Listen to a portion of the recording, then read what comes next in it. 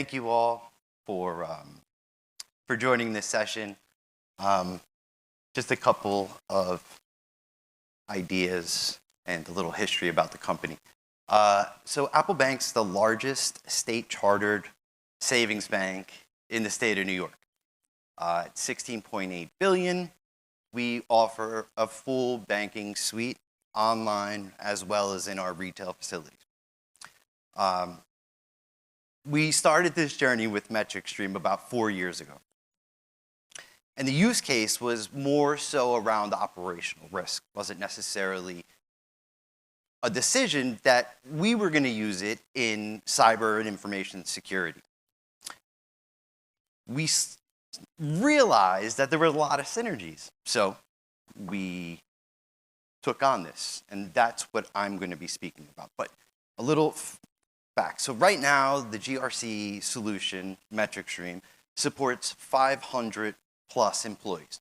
So this extends all the way to our 86 branches, to our multiple headquarters, and it provides us with qualitative and quantitative cyber risk information.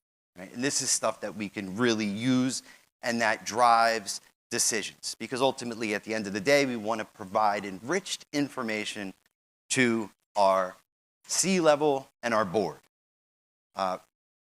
Along the way, we realized some opportunities to reduce the time it takes to close issues and action plans. Grace alluded to this prior to me getting up here. But yeah, the red, absolutely. That gets attention and that drives action. When you see red, you want to get that down. So there's a whole concept around this that we've done with our risk appetite statement and the KRIs that we produce within cyber and information risk management.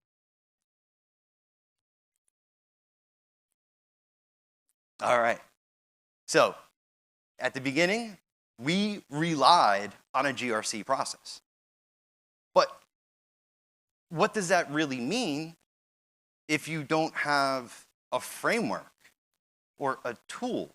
So manual spreadsheets, great progress, great team, great value was given. But we needed something to scale. And early on, the selection was made that MetricStream was going to be the tool for Apple Bank. It fit our needs, and it had a roadmap that definitely appealed to us.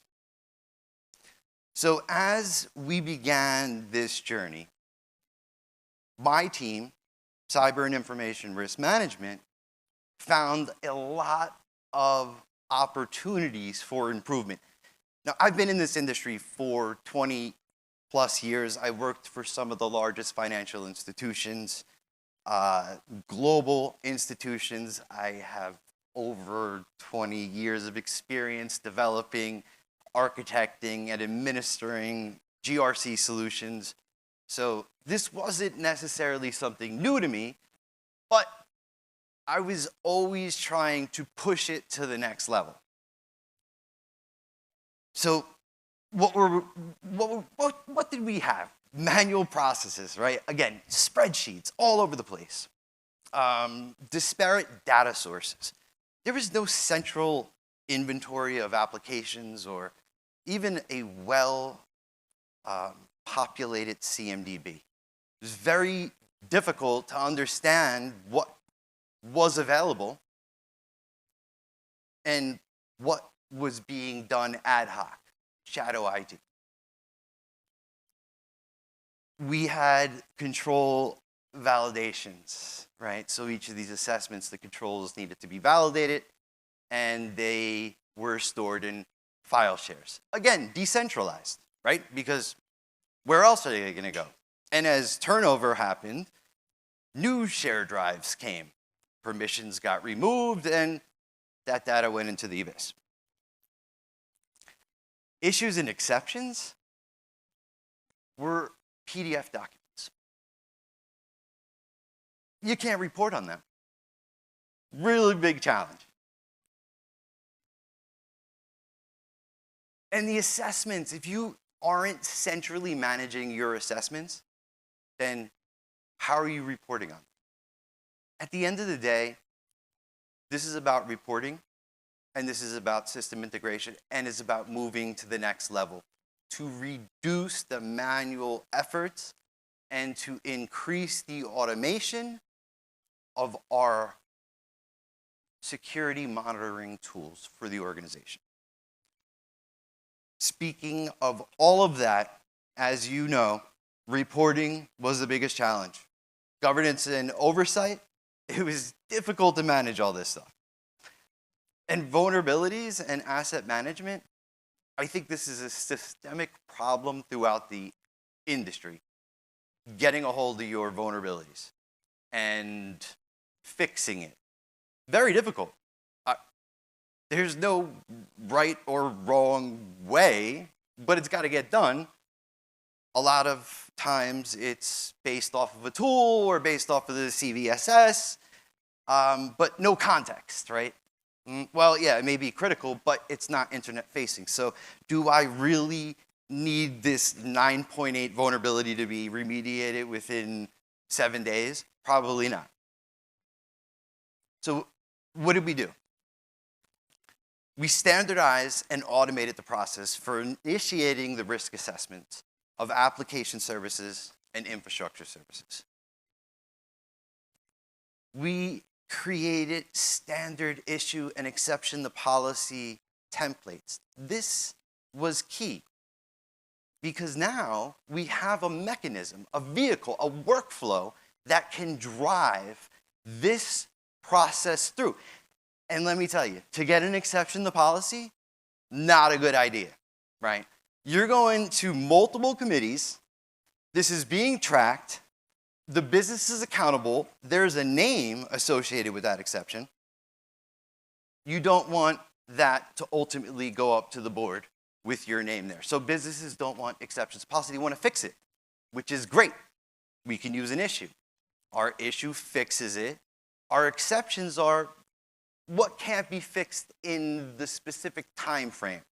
And that's based on the criticality of the risk that it poses to the organization.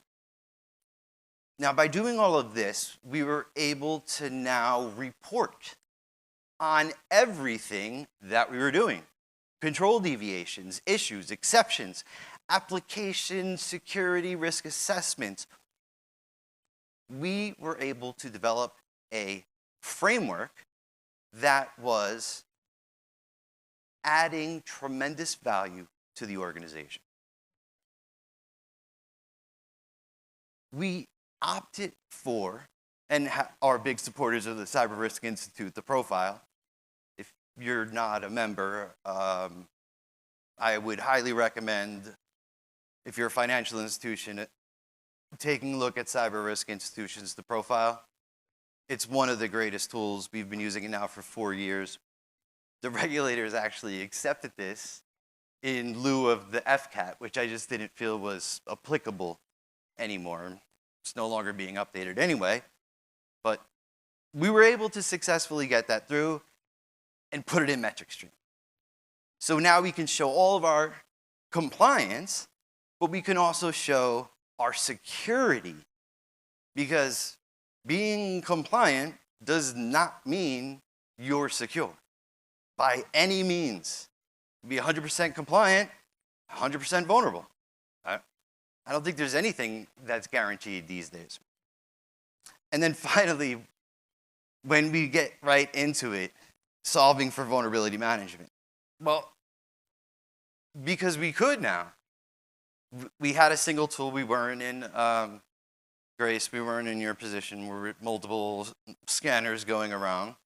We had one single, all right? So we were measuring vulnerabilities based on their criticality against vulnerabilities. So the number was always remaining in the 70s, which was way outside of our appetite. And what was it? Were they not patching enough? Was IT not paying enough attention? Do we need dedicated resources? I mean, all these questions came up because these numbers are staying stagnant month over month over month. But the problem was not that IT wasn't working hard and patching and fixing these vulnerabilities, it was us. We weren't prioritizing them correctly, right? So we moved to a asset-based, context-driven remediation, prioritization. What that means is that it can be a critical, depending on your risk taxonomy, a critical vulnerability, but the asset it's on is a lunch menu. It's internal, and it doesn't connect to any other systems. So is that really the number one thing we need to focus on? Absolutely not. But then that same methodology completely changes. Now you have a CVSS with maybe within a 3 or a 4, which leads to more remediation time, right? That gives you a longer period of time. But that 3.4 on an internet-facing asset that may be customer or financial transaction, that now becomes much higher and becomes much more of a priority to manage. So let's look at this life cycle. We're also going to see in this life cycle how we have integrated systems through APIs. And we just got finished with a wonderful, smooth upgrade from Arno to Danube. Seamless, but required, because now, in every release moving forward, we'll have a low-code, no-code API framework. That's a game changer, right? Because if you don't put that in place, creating one-off integrations is going to be a nightmare. But now you have a low-code, no-code methodology to integrate these systems. So what do? Well, a GRC isn't an inventory. It's not where you should be holding your assets or your infrastructure components. It's not a CMDB. It's none of those things. So you need a source of truth for everything. So your vendors, your applications, your CMDB, those are in source systems. For us, it's in ServiceNow. And then our vendors are in another platform. But we want to ingest this information. Ingesting this information is difficult because it was manual. And again, manual processes prone to errors, prone to mistakes. So now we have the ability to pull directly from our inventory sources and schedule assessments. Now, considering we're a bank, we are highly regulated. We're also a New York State bank, so we're even more scrutinized with DFS. We have GLBA, we have DFS risk assessments that need to be done on in-scope applications on an annual basis, so somebody's got to keep track of that information. Because if we miss one, well, that's a problem. But this information is getting stored in our application inventory, not in our GRC. So what we need to do is we need a push-pull mechanism. So it can schedule those assessments based on the date the last assessment was completed, and it will automatically send out those notifications. Again, never touching the integrity of the source system data within a GRC. The next evolution was getting rid of questionnaires. Nobody likes questionnaires. And we have made such tremendous progress in our cyber risk management portfolio. on what we're doing today, I mean, it just really is truly inspirational, and it's light years from where we first started. So why are we not using this information to validate these controls? We have it, let's use it. Now I had here just one source, right, which was Qualys. So I could say, okay, an infrastructure comes in and it could scan it for vulnerabilities, right? That's pretty simple. But we also want to look at, is it integrated with SSO? Does it have MFA? Is data encrypted? Is it database connection pool secure? We can bring all of this information in, again, through our APIs, right? And this is all living in MetricStream. So we got our source systems and we got our security monitoring tools feeding assessments. So it's reducing the burden on the lines of business, and it's providing a more accurate and realistic depiction of risk to the organization. Now, obviously, there are always going to be exceptions, and there's going to be issues. So if SSO is not implemented, is it something that can be implemented within the next 3 months? Or is it something that, it's a legacy technology, we're not gonna do it, right? And this really draws the difference between an issue and an exception to policy. So an issue is something that can be fixed in a time frame that's reasonable to the organization and not exceeding the risk appetite that has been defined. And again, every organization is different. Every organization is unique. So you need to define what that risk appetite is, what your thresholds are, before you can accurately make any kind of decisions. And finally, we have our consumers of all this data. So we have business, end users, departments. We have committees every month. This goes to our technology, operation, and planning committee, all of our metrics, our applications that are done on an annual basis, but also if a new application is onboarded, that initially kicks off a risk assessment.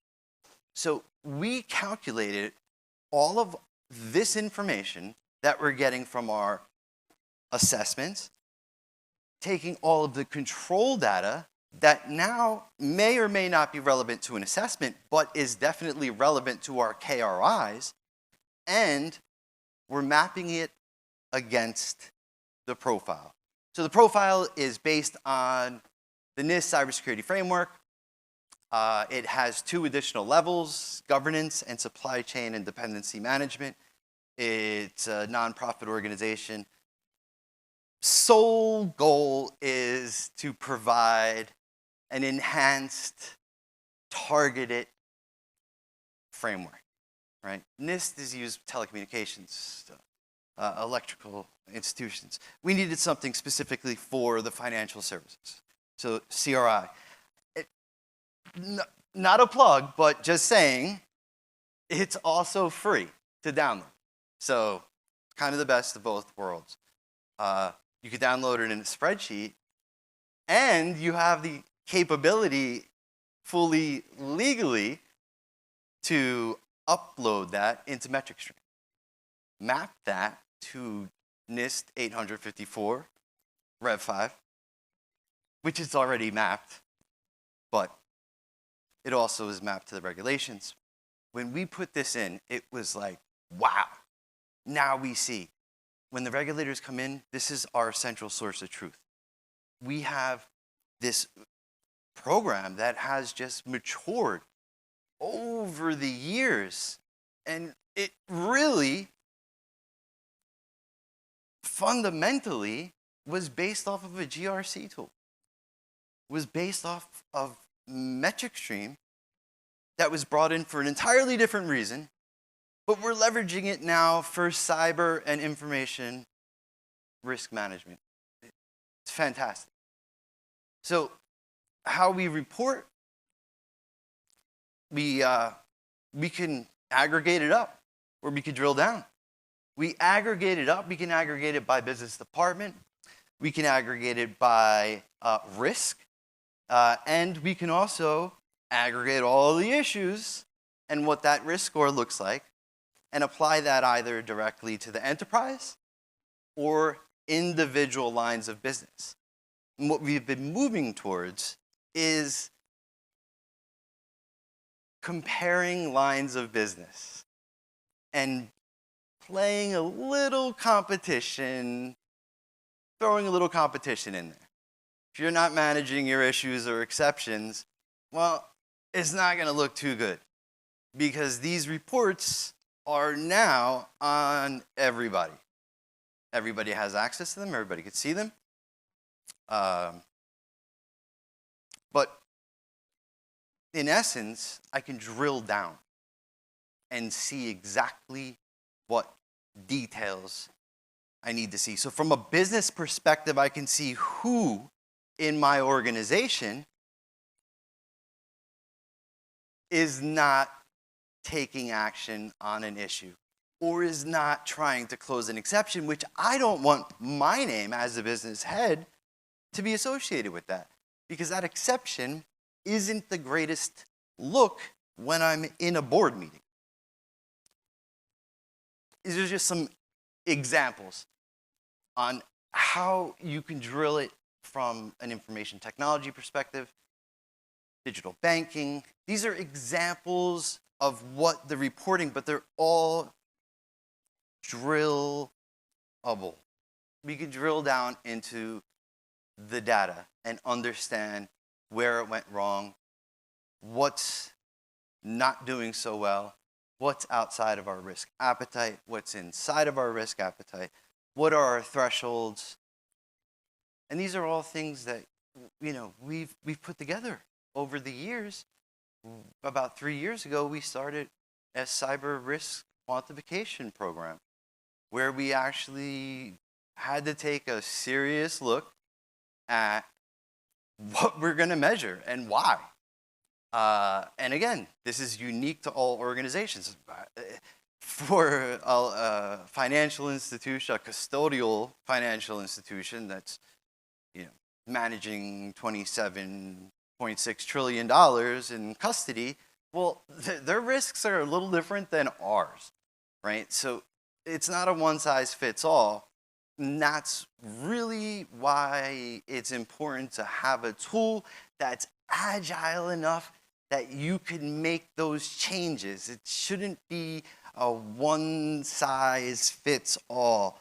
And if you don't have a process in place, and if that process is not defined or it's poorly defined, well, then technology is not going to fix that. That's one of the main lessons that I've learned throughout my career, is technology will only provide visibility of how bad your process actually is. So if it takes you a year, if it takes you 2 years, get those processes cleaned up. If it can work off of a tool, then technology will complement. If it's not working, nothing's going to fix it. No tool's going to fix it. These aren't designed like that. Again, it's not one size fits all. I can't say that enough. Another huge part of this is your inventory sources have to be accurate, have to be complete. There needs to be accountability. There needs to be tracking and monitoring. We added that as a KRI. When we reconcile all of our devices in the organization, what tools are on them, what agents, I should say, are on them, what's not compliant. I mean, these are all things you need to have an accurate source of your inventory. If you don't, then you are not doing a good job. You're not meeting regulators' expectations. You are just going to get worse. So it should be a huge initiative that the first thing you do is make sure you have complete and accurate inventories of all your systems.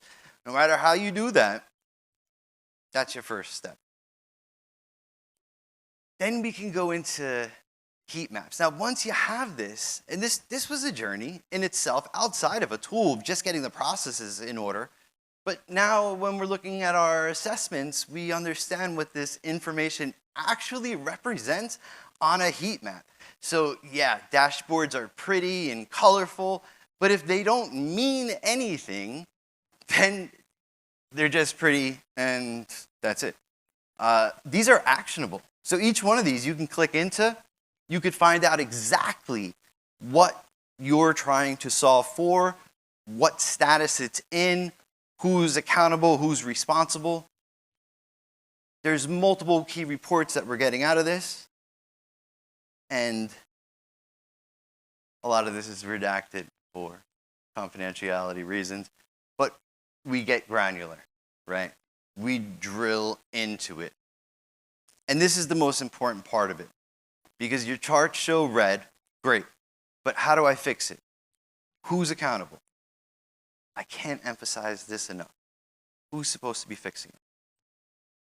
If they are not identified, it's not going to get fixed. You're going to have a bigger problem on your hands. Remember, this can only do as much as your processes are matured and your sources are matured. So thank you so much for listening. I hope that you found some value out of this and you can move forward in your journey using a GRC. Thank you.